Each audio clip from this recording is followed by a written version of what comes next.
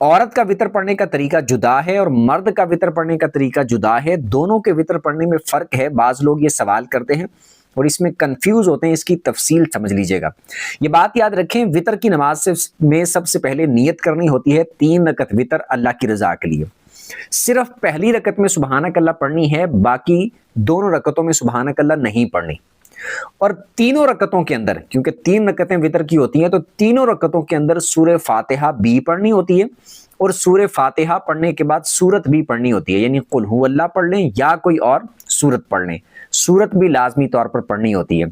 اور تیسری رکعت میں جب آپ نے سورہ فاتحہ پڑھ لی، سورت پڑھ لی، اس کے بعد ہاتھوں کو اٹھا کے تکبیر کہنی ہوتی ہے اللہ اکبر، پھر ہاتھ باندھ لینے، اور پھر آپ نے دعائے قنوت پڑھنی ہوتی ہے۔ اگر دعائے قنوت یاد نہیں ہے تو کوئی اور دعا پڑھ سکتے ہیں جو کسی روایت یا حدیث میں موجود ہو۔